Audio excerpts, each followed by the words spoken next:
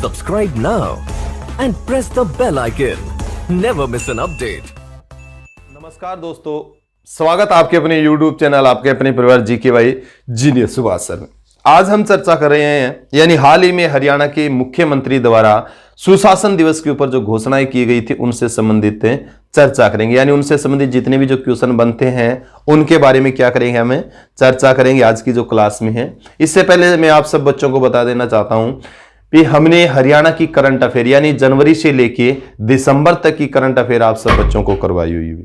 आप उस current affair को भी जो उन वीडियो को देखने की कोशिश करो और करंट अफेयर की आपको पीडीएफ भी उपलब्ध करवाई हुई है। ठीक है, बीरजपाल सर ने बड़ी मेहनत करके उन पीडीएफों को तैयार किया है, तो उन पीडीएफों को भी आप पढ़ने की कोशिश करो।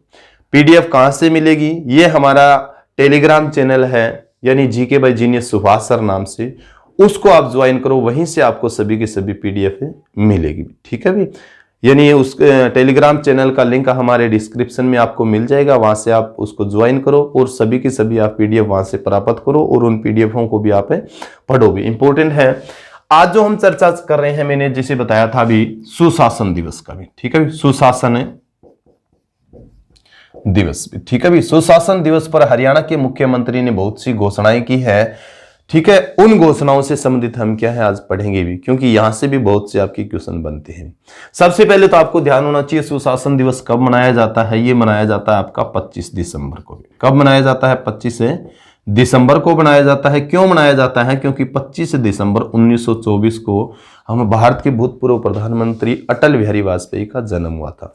अटल बिहारी वाजपेयी के जन्मदिन को ही हम क्या बनाते हैं? 25 दिसंबर सुशासन दिवस, गुड गवर्नेंस डे के रूप में बनाते हैं। पूछा जा सकता है अटल बिहारी वाजपेयी का जन्म तो 25 दिसंबर 1924 ग्वालियर में हुआ था और मृत्यु का जैसे जिक्र करते हैं तो 16 अगस्त 2018 में इनकी मृत्यु हुई थी। ठीक है, ये चीज आपको क्लियर होना चाहिए, बहुत इंपॉर्टेंट है। इसके बाद में अगर जैसे जिक्र करते हैं यानी हरियाणा का जैसे हम जिक्र करें, हरियाणा में सुशासन से संबंधित है तो हरियाणा सरकार ने आपको ध्यान होना चाहिए भी 2020 का जो वर्ष है यानी वर्ष 2020 का जैसे जिक्र करते हैं, वर्ष 2020 भी, वर्ष 2020 है और वर्ष 2021 भी। ठीक है भी, इनको भी क्या है मनाने का जैसे फैसला लिया है। 2020 को है इसको सुशासन संकल्प वर्ष के रूप में मनाया जाए।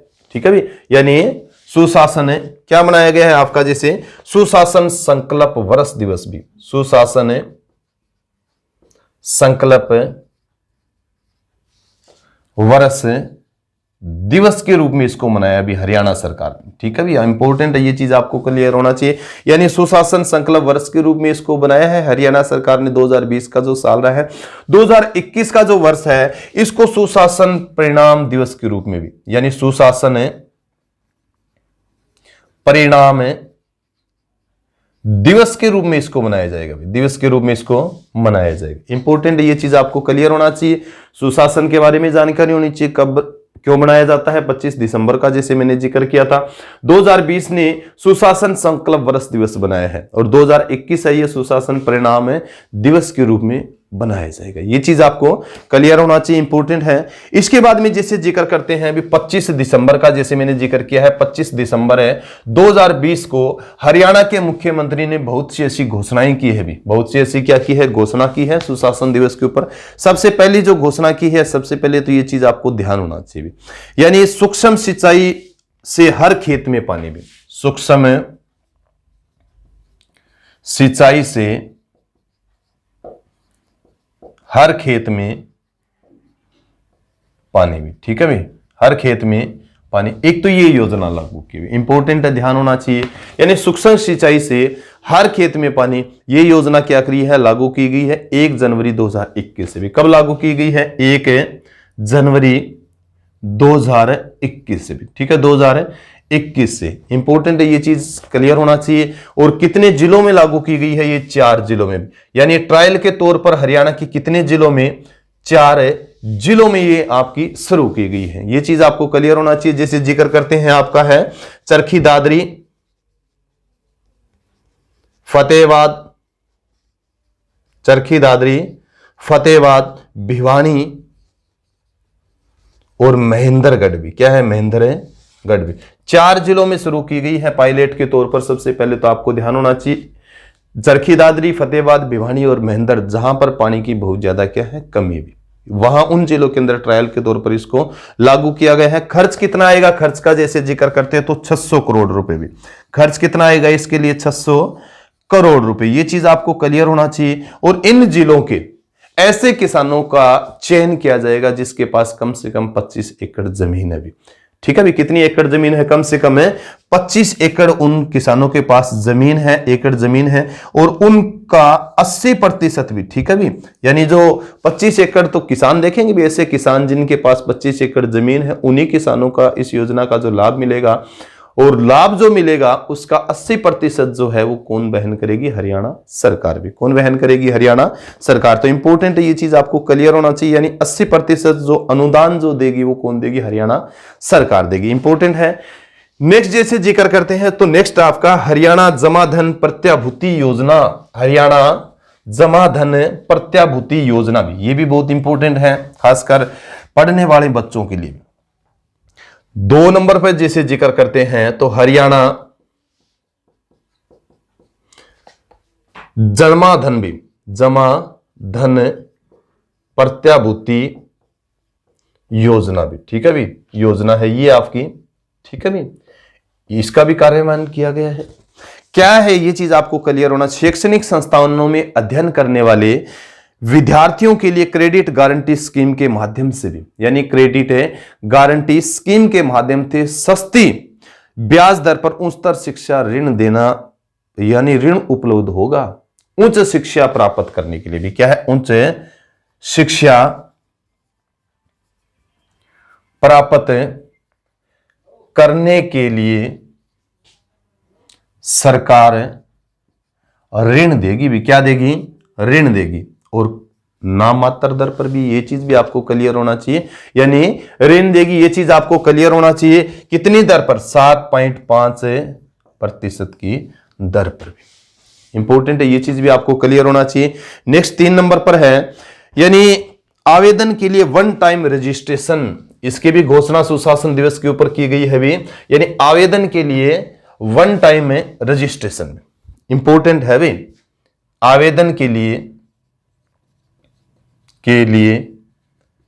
वन टाइम रजिस्ट्रेशन भी, क्या है, रजिस्ट्रेशन, ठीक है भी, यानी आवेदन के लिए वन टाइम रजिस्ट्रेशन, एक बार ही क्या करना पड़ेगा आपको, रजिस्ट्रेशन करना पड़ेगा, बार बार आपको अपना ब्यौरा नहीं देना पड़ेगा, बार बार आपको अपना रजिस्ट्रेशन नहीं करना पड़ेगा। आपको ध्यान होना चाहिए, हरियाणा सरकार ने HSSC और HPSC का जैसे जिक्र करते हैं, यानी हरियाणा स्टाफ सिलेक्शन कमीशन का जैसे जिक्र करते हैं, और हरियाणा पब्लिक सर्विस कमीशन के लिए जो भी बच्चे आवेदन करेंगे उनका एक बार क्या होगा, रजिस्ट्रेशन होगा भी, क्या होगा, एक बार उनका रजिस्ट्रेशन होगा। और एक चीज आपको क्लियर होना चाहिए, रजिस्ट्रेशन होने के बाद में ये जो आवेदन है ये फैमिली आईडी के साथ जोड़ दिया जाएगा, किसके साथ जोड़ दिया जाएगा, फैमिली आईडी, यानी परिवार पहचान पत्र के साथ जोड़ दिया जाएगा भी, ये चीज भी आपको क्लियर होना चाहिए, परिवार पहचान पत्र के साथ जोड़ दिया जाएगा भी, ठीक है, ये चीज आपको क्लियर होना चाहिए। और बार बार फीस नहीं भरनी पड़ेगी भी, बार बार फीस भी अदा नहीं करनी पड़ेगी, एक बार फीस अदा करनी पड़ेगी, ठीक है, ये चीज आपको क्लियर होना चाहिए, वो बहुत महत्वपूर्ण आपकी योजना है, बार बार फीस नहीं भरनी पड़ेगी। वन टाइम रजिस्ट्रेशन जो पोर्टल लॉन्च किया गया है, यानी वन टाइम में रजिस्ट्रेशन पोर्टल लॉन्च किया गया है, इंपॉर्टेंट है। नेक्स्ट जो क्वेश्चन है ये भी बहुत ज्यादा इंपॉर्टेंट है, नेक्स्ट जो क्वेश्चन है भी, हरियाणा में जो खेल अवार्डी है उनका मानदेय बढ़ाया गया है भी, ठीक है भी, ये चीज आपको क्लियर होना चाहिए, यानी हरियाणा प्रदेश के अवार्डी खिलाड़ियों को, खेल जो अवार्डी है उनके मानदेय में क्या की गई है, वृद्धि की गई है, इंपॉर्टेंट है, ध्यान होना चाहिए। यानी राज्य की खेल अवार्डियों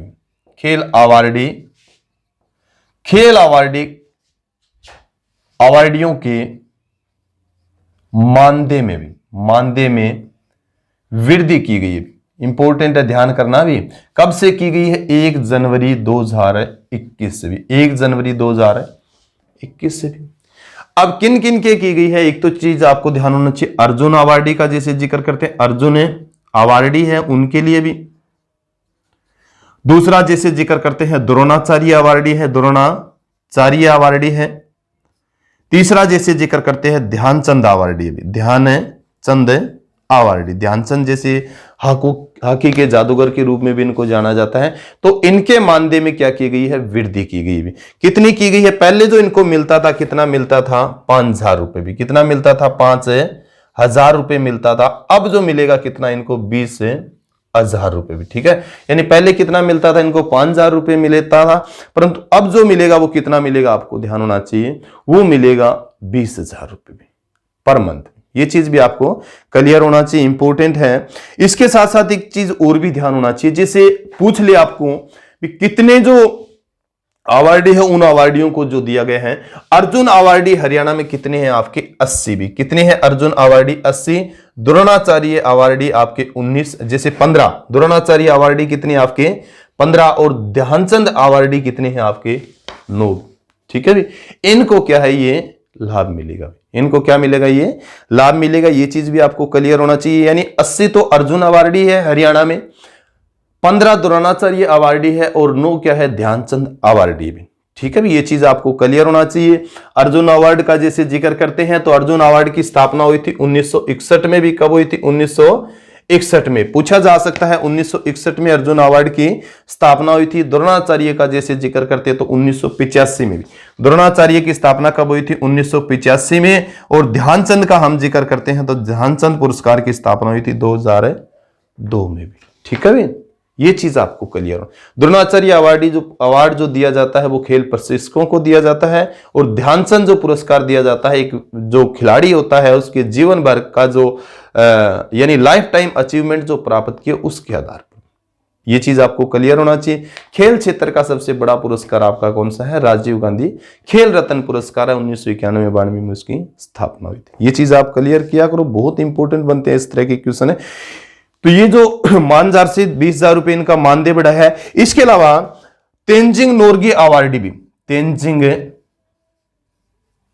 नोर्गे अवार्डी भी। ठीक है भी, यानी तेंजिंग नोर्गे अवार्डी जो हरियाणा के अंदर है उनको भी मानदेय कितना दिया गया है, 20,000 रुपए भी। उनका भी मानदेय कितना किया गया है, 20,000 रुपए इनका मानदेय किया गया है। आपको ध्यान होना चाहिए। साहसिक पुरस्कार जो प्राप्त करता है हरियाणा के अंदर वो कितने हैं, 3 है भी। यानी साहसिक पुरस्कार जो प्राप्त करता व्यक्ति है हरियाणा के अंदर जैसे जिक्र करते हैं कितने सदस्य, वो 3 है। ये चीज भी आपको क्लियर होना चाहिए, बहुत इंपॉर्टेंट है। 3 साहसिक पुरस्कार विजेता है हरियाणा में। इसके साथ साथ एक चीज आपको और ध्यान हो, भीम अवार्ड भी। ठीक है, हरियाणा सरकार के द्वारा जो दिया जाता है भीम अवार्ड है। भीम अवार्डियों का भी मानदेय रखा गया भी, उनको भी क्या दिया जाएगा, मानदेय दिया जाएगा। भीम अवार्डी का जैसे जिक्र करते हैं, इंपॉर्टेंट है भीम अवार्डी। ठीक है, भीम अवार्डियों का भी क्या है मानदेय, कितना, 5,000 रुपए भी। कितना है, 5,000 रुपए रखा गया। ये चीज आपको क्लियर होना चाहिए। हरियाणा सरकार क्या देती है, आपकी भीम अवार्ड पुरस्कार देती है, उनका भी मानदेय कितना किया है, उनका भी 5,000 रुपए। कितने हैं हरियाणा के अंदर ऐसे व्यक्ति जो भीम अवार्डी है, 130 व्यक्ति, 130 व्यक्ति है, 130 सदस्य हैं जिनको भीम अवार्ड मिला है खेल क्षेत्र में। हरियाणा सरकार उनका मानदेय भी क्या है, 5,000 रुपए रखा गया। तो बहुत इंपॉर्टेंट है, ये चीज आपको क्लियर होना चाहिए। इसके बाद में नेक्स्ट जो है ये बहुत ज्यादा इंपॉर्टेंट क्वेश्चन है आपके। ये जो मैं क्वेश्चन आपको करवा रहा हूं ना, ये क्वेश्चन नेक्स्ट जो आपके दिल्ली हरियाणा पुलिस का जो आपका एग्जाम होगा ना, उस एग्जाम के लिए बड़े महत्वपूर्ण है, क्योंकि यहां से आपके क्वेश्चन है पूछे जाएंगे बार बार। नेक्स्ट जो है मुख्यमंत्री बागवानी बीमा योजना भी, यानी मुख्यमंत्री बागवानी बीमा योजना भी, बीमा योजना भी। ठीक है भी, इंपॉर्टेंट है भी, बहुत इंपॉर्टेंट, खास करके हरियाणा के किसानों के लिए एक ऐसी महत्वपूर्ण योजना है। अगर किसी मौसम की खराबी के कारण या और प्राकृतिक आपदा के कारण फसलें खराब हो जाती हैं तो उस फसल का क्या मिलेगा, उनको मुआवजा मिलेगा, बीमा मिलेगा भी। ठीक है, किस योजना के तहत, तो मुख्यमंत्री बागवानी बीमा योजना के तहत। इंपॉर्टेंट है। इस जैसे प्रतिकूल जो मौसम, एक चीज आपको क्लियर होना चाहिए भी, प्रतिकूल मौसम भी। ठीक है भी, प्रतिकूल मौसम से किसानों की अगर फसल खराब हो जाती है तो उस फसल का क्या मिलेगा, उनको मुआवजा मिलेगा। क्या मिलेगा, मुआवजा। इस योजना के अंतर्गत कितनी जो फसलें ली गई है, 20 भी, ठीक है भी, कितनी, यानी 20 फसलें शामिल की गई है। कितनी फसलें शामिल की गई है, 20 फसलें। अब 20 फसलें जो शामिल की गई है इसमें 20 में से 14 तो आपकी सब्जियां हैं, 14 तो क्या है आपकी सब्जियां का जैसे जिक्र करते हैं, सब्जियां हैं। और जिक्र करें 2 आपके मसाले हैं भी, क्या है, 2 आपके मसाले हैं। और 4 आपकी क्या है, फल है भी, 4 क्या है आपके फल। ये चीज भी आपको क्लियर होना है, यानी 20 टोटल फसलें इसमें शामिल की गई हैं, 14 सब्जियां हैं, 2 मसाले हैं जैसे जिक्र करते हैं, और 4 आपके क्या है, फल है। ठीक है, ये चीज आपको क्लियर है, होना चाहिए। पूछा जा सकता है भी कौन से 2 ऐसे मसाले जो इसमें शामिल किए गए, तो हल्दी और लहसुन भी, हल्दी और लहसुन, यानी मसाले जो इसमें शामिल किए गए हैं वो कौन से हैं, एक तो आपका हल्दी है और दूसरा क्या है आपका लहसुन भी, यानी हल्दी और लहसुन को इसके अंदर शामिल किया गया। आपसे फल भी पूछे जा सकते हैं भी निम्न में से कौन से, क्योंकि भरपाई योजना का जैसे पूछा गया था ना कि उसे निम्न में से इसमें शामिल नहीं किया गया है। फल भी पूछे जा सकते हैं, जैसे बेर है, किन्नू का जैसे जिक्र करते हैं, बेर, किन्नू, आम और अमरूद को इसमें शामिल किया गया। ठीक है भी, यानी बेर, किन्नू, अमरूद और आम इसके अंदर शामिल किया गया है।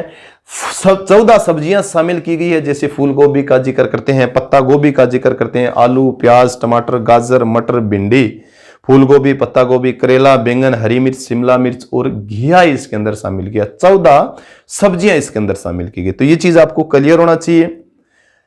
मुख्यमंत्री बागवानी बीमा योजना है।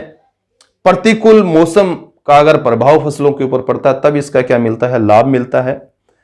जिक्र करें कितनी फसलें शामिल की गई, 20 फसलें शामिल की गई, 14 सब्जियां, 4 फल और 2 मसाले इसके अंदर शामिल किए गए। ठीक है भी, अगर जैसे जिक्र करते हैं सब्जियां अगर खराब हो जाए, सब्जियां अगर किसी प्रतिकूल, किसी प्राकृतिक आपदा के कारण, किसी मौसम की मार के कारण खराब हो जाए तो 30,000 रुपए प्रति एकड़ मिलेगा भी। क्या मिलेगा, प्रति एकड़ मिलेगा। और अगर फल खराब हो जाए, फल, तो 40,000 रुपए प्रति एकड़ मिलेगा। ठीक है, ये चीज भी आपको क्लियर होना चाहिए। यानी सब्जी खराब हो तो 30,000 रुपए प्रति एकड़, और फल खराब हो जाए तो 40,000 रुपए प्रति एकड़ के हिसाब से ये मिलेगा।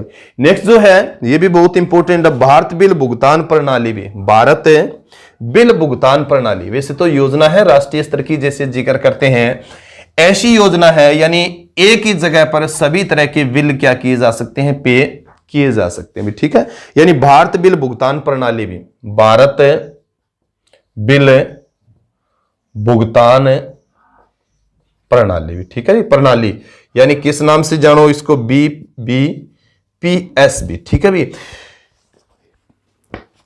500 डिजिटल चैनलों के माध्यम से पानी व सीवर का भुगतान, बिल का भुगतान कभी भी किया जा सकता है। ठीक है भी, कभी भी किया जा सकता है। यह है आपकी जैसे जिक्र करते हैं, यानी भारत बिल भुगतान जो है प्रणाली, इस योजना के तहत भी, ये भी हरियाणा में भी लागू की गई। इस योजना के तहत है 500 डिजिटल चैनलों के माध्यम से पानी के बिल, सीवर के बिल का भुगतान कभी भी किया जा सकता है। जैसे मैंने पहले ही जिक्र किया था, ये एक ऐसी योजना है जिस योजना के तहत क्या है, किसी भी तरीके का जो बिल है वो पे किया जा सकता है। ठीक है भी, ये भारत बिल पे सिस्टम है भी, भारत बिल पे सिस्टम एक योजना है भी केंद्र सरकार की। इंपॉर्टेंट है, ये चीज भी आपको क्लियर हो। नेक्स्ट जो है हरियाणा वन प्रबंधन सूचना प्रणाली भी, ये भी लागू की गई है अभी, यानी 25 दिसंबर को इसकी भी घोषणा की गई है। हरियाणा वन प्रबंधन, हरियाणा वन प्रबंधन सूचना प्रणाली भी, सूचना प्रणाली भी। ठीक है भी, ये चीज आपको क्लियर होना चाहिए। इसकी भी शुरुआत की गई है भी हरियाणा सरकार के द्वारा, हरियाणा सरकार में।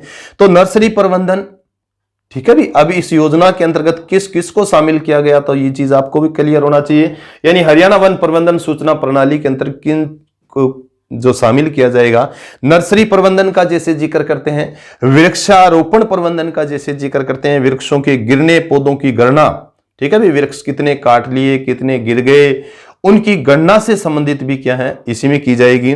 इसके वह वन अपराध प्रबंधन मॉडल भी इसी के अंदर शामिल किया गया। ठीक है, ये चीज आपको क्लियर होना चाहिए, यानी वन प्रबंधन मॉडल भी इसमें शामिल किया गया। और राज्य में लगभग 2 करोड़ भी, कितने हैं, राज्य में लगभग 2 करोड़ वृक्षों का प्रबंध करना भी इसी के अंतर्गत किया जाएगा भी। ठीक है भी, यानी राज्य में लगभग 2 करोड़ वृक्षों का जो प्रबंध है वो भी इसी के अंतर्गत किया जाएगा। ठीक है भी, ये चीज भी आपको क्लियर होना चाहिए। नेक्स्ट जो आपका है, जिला कार्यालय ई ऑफिस की शुरुआत भी, जिला कार्यालय में ई ऑफिस की शुरुआत भी। ठीक है भी, ई ऑफिस का जैसे जिक्र किया है, ई ऑफिस भी, ठीक है, इंपॉर्टेंट है। ई ऑफिस की शुरुआत भी कहां पर हुई है, ई ऑफिस की शुरुआत ये जिला कार्यालय में भी। कहां पर, जिला कार्यालय, इंपॉर्टेंट है ये चीज आपको ध्यान हो, जिला कार्यालय। जैसे हरियाणा में जिले कितने हैं, जिले 22 है, तो कितने उपायुक्त बैठते हैं हरियाणा के अंदर, 22 से उपायुक्त बैठते हैं। तो उपायुक्तों का जो कार्यालय है वो क्या है, ई दिशा के द्वारा ऑनलाइन होगा भी। क्या होगा, ई ऑफिस, यानी ई ऑफिस के अंतर्गत क्या होगा, वो आपका ऑनलाइन होगा। इंपॉर्टेंट ये चीज भी, यानी प्रदेश के सभी 22 उपायुक्त कार्यालय लाइव ई ऑफिस से जुड़ेंगे भी। नेक्स्ट जो है, ये भी इंपॉर्टेंट है, ध्यान करना भी, यानी जो हरियाणा के 22 जो उपायुक्त हैं वो ई ऑफिस के द्वारा लाइव जुड़ेंगे भी। ये इनका जो कार्यालय है, ये भी चीज आपको क्लियर। नेक्स्ट है, डिजिटल सार्वजनिक पुस्तकालय का शुभारंभ भी किया गया है भी। इंपॉर्टेंट है भाई, डिजिटल है सार्वजनिक पुस्तकालय भी, सार्वजनिक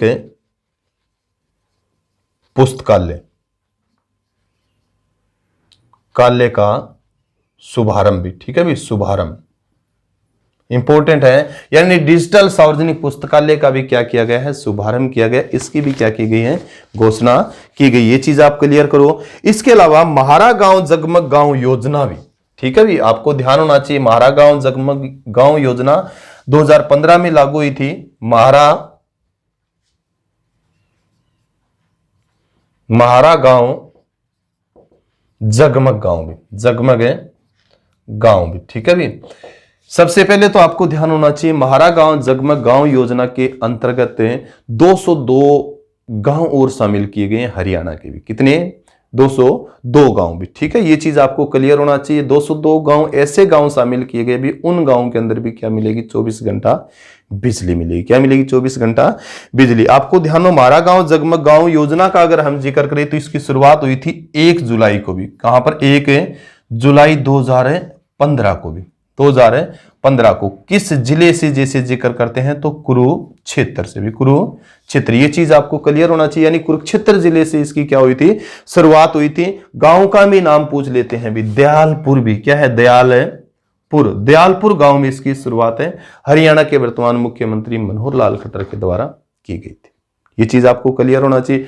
अब जैसे इसकी शुरुआत 25 दिसंबर को इसका जिक्र क्यों किया है, क्योंकि महारा गांव जगमग गांव के अंतर्गत 202 गांव और जोड़े गए हैं भी, जिनको 24 घंटे क्या मिलेगी, बिजली मिलेगी भी। 24 घंटे क्या मिलेगी, बिजली मिलेगी। ठीक है, ये चीज आपको क्लियर होना चाहिए। हरियाणा के 10 ऐसे जिले हैं जिन जिलों को 24 घंटे बिजली मिलेगी।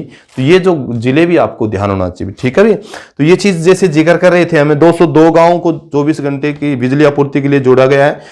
अब जो गांव हो गए हैं टोटल कितने हो गए हैं, 5080 भी। ठीक है भी, यानी अगर आपसे पूछे भी अब महारा गांव जगमग गांव योजना के तहत हरियाणा के कितने गांव शामिल किए गए हैं, तो 5008 गांव, 80 गांव हैं जिन गांवों के अंदर 24 घंटे बिजली की आपूर्ति होगी। ठीक है भी, अगर 202 गांव से पहले अगर आपसे पूछे तो कितने थे आपके, जैसे जिक्र करते हैं, ये थे आपको 4878 भी। ठीक है भी, ये चीज भी आपको क्लियर होना चाहिए। ठीक है, इंपॉर्टेंट है, 4878 गांव थे पहले, 202 गांव शामिल करने से पहले। तो ये चीजें आप पढ़ो भी, बहुत इंपॉर्टेंट है। जिले अगर आपसे पूछिए भी वो जिले कौन कौन से हैं जिन जिलों के अंदर है, तो आपका कुरुक्षेत्र है, यमुनानगर है, कुरुक्षेत्र यमुनानगर का जैसे जिक्र करते हैं। पंचकुला है आपका, क्या है, पंचकुला, अंबाला, सिरसा, फतेहाबाद, रेवाड़ी, गुरुग्राम और फरीदाबाद भी। क्या है आपका? फरीदाबाद भी। ये चीज भी आपको क्लियर होना चाहिए भी, यानी फरीदाबाद। ठीक है भी। ये जो गांव है उन गांवों के अंदर करनाल भी है भी, इसमें क्या शामिल आपका? करनाल भी। क्या है आपका? करनाल। 10 ऐसे जिले हैं जिन जिलों के अंदर भी 24 घंटे बिजली की आपूर्ति की जाती है। ठीक है। इसके अंतर्गत कितने गांवों का जैसे जिक्र करते हैं तो 5080 गांव आते हैं भी। कितने गांव आते हैं? 5080। इंपॉर्टेंट है ये चीज, आप क्लियर करो भी। इसके बाद में नेक्स्ट जो क्वेश्चन है, बागवानी उत्पादों की बिक्री हेतु ऑनलाइन हिंदी पोर्टल की शुरू किया गया भी। ठीक है भी। यानी सुशासन दिवस के ऊपर है जैसे जिक्र करें भी, बागवानी उत्पादों की बिक्री हेतु, बागवानी उत्पादों की बिक्री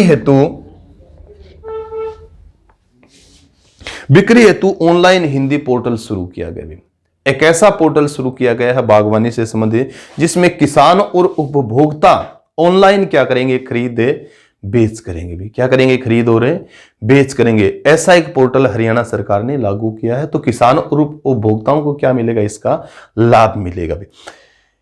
किसान उपभोक्ता नर्सरी में उपलब्ध सभी प्रकार के उत्पादों की सीधी कर पाएंगे खरीद भी, यानी नर्सरी से सीधी क्या कर सकते हैं? हमें खरीद कर पाएंगे इस पोर्टल के द्वारा। नर्सरियों पोर्टल के द्वारा अपनी वस्तु सूची यानी सूची का कर सकेंगे प्रबंधन। सूची का क्या कर सकेंगे? वो प्रबंधन कर सकेंगे। उपलब्ध उत्पादों की उनकी गुणवत्ता व मूल्य की जानकारी हमें किस पर मिलेगी? ऑनलाइन मिलेगी सारी। क्या मिलेगी हमें? जानकारी उनके बारे में, ऑनलाइन उनके बारे में जानकारी मिले। विद्यार्थियों के लिए पासपोर्ट सुविधा भी। अब देखो ये बहुत इंपॉर्टेंट है अभी, यानी विद्यार्थियों के लिए पासपोर्ट सुविधा भी, पासपोर्ट सुविधा भी। ठीक है भी। आपको ध्यान होना चाहिए, इससे पहले हरियाणा सरकार ने कॉलेजों में पढ़ने वाले बच्चों के लिए ड्राइविंग लाइसेंस की योजना चला रखी है। ठीक है भी। यानी पढ़ने जो वाले जो बच्चे उनके क्या बनाए जाएंगे? ड्राइविंग लाइसेंस बनाएंगे जाएंगे। इसी तरह पर हरियाणा के कॉलेजों में पढ़ने वाले जो विद्यार्थी है, जो विदेशों में भी पढ़ने के इच्छुक है, उन बच्चों के क्या बनाए जाएंगे? पासपोर्ट बनाए जाएंगे। क्या बनाए जाएंगे? पासपोर्ट बनाए जाएंगे। तो इंपॉर्टेंट है, विद्यार्थियों के लिए पासपोर्ट सुविधा देने की बात की। कॉलेजों विद्यार्थियों की योजना के अंतर्गत पासपोर्ट की वितरण शुरू की। ठीक है भी। इंपॉर्टेंट ये चीज भी आपको ध्यान हो, क्योंकि विदेश में पढ़ने वाले बच्चों को किसी तरह की कोई दिक्कतें न आए भी। नेक्स्ट जो है, स्वामित्व योजना के तहत भी क्या है आपकी? स्वामित्व योजना के तहत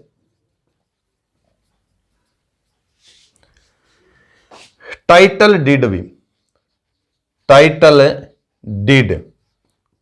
डीड का वितरण भी।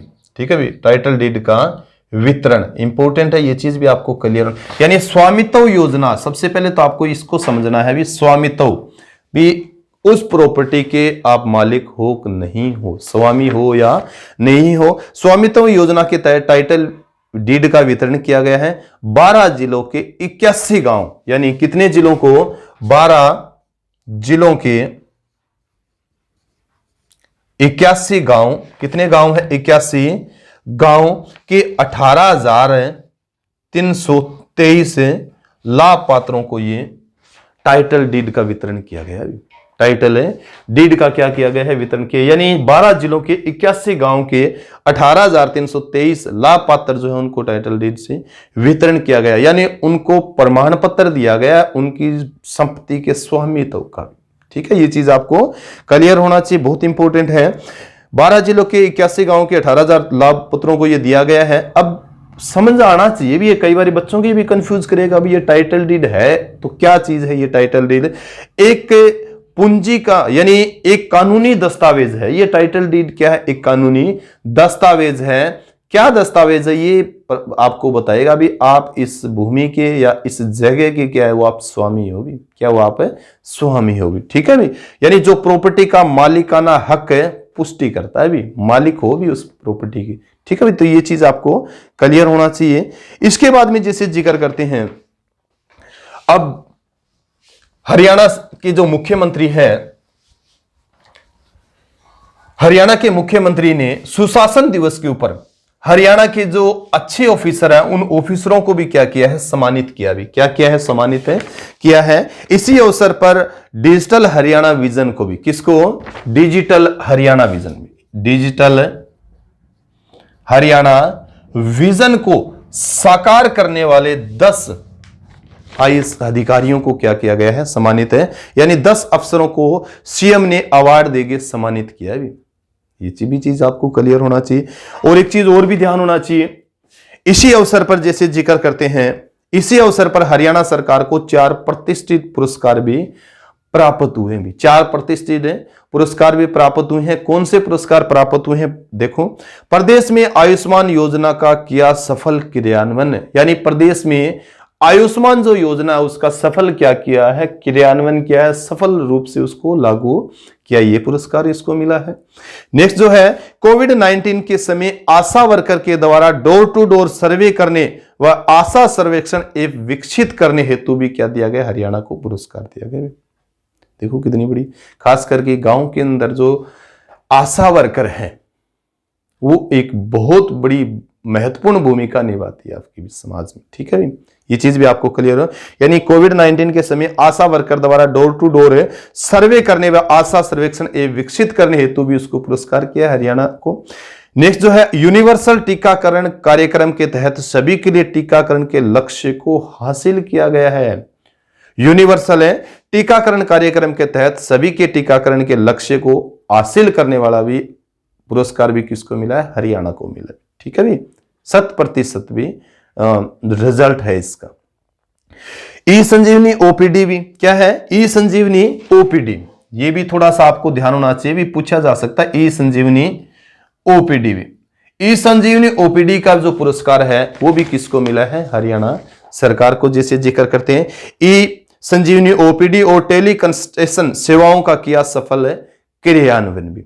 ठीक है, ई संजीवनी जो ओपीडी है आपने पता होना चाहिए, स्वास्थ्य विभाग द्वारा इसको शुरू किया गया था। स्वास्थ्य विभाग द्वारा इसको शुरू किया गया था जिला स्तर पर, जैसे जिक्र करते हैं जिला स्तर पर इसको शुरू है। यानी कोई भी मरीज पेशेंट जो है वो घर बैठा ही क्या कर सकता है, डॉक्टरों के साथ सलाह मशवरा कर सकता है। सुबह 10 बजे से 1 बजे और 3 बजे से 2 बजे ई संजीवनी ओपीडी में क्या है, मरीज घर बैठा ही अपने स्वास्थ्य के बारे में और भी जानकारी एक तरीके कर सकता है। तो बहुत इंपॉर्टेंट योजनाएं थी, उन योजनाओं का क्रियान्वयन किया था हरियाणा के मुख्यमंत्री का। जैसे जिक्र करते हैं 25 दिसंबर 2020 को सुशासन दिवस के उपलक्ष्य में। तो इंपॉर्टेंट जानकारियां हैं भी, यहां से आपके बहुत से क्या है क्वेश्चन बनते हैं, उन क्वेश्चनों को भी आप करने की कोशिश करो।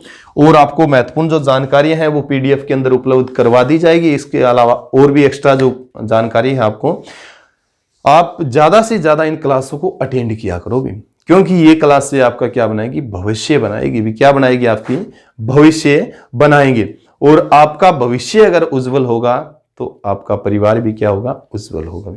इसी के साथ सभी बच्चों को जय हिंद, जय भारत।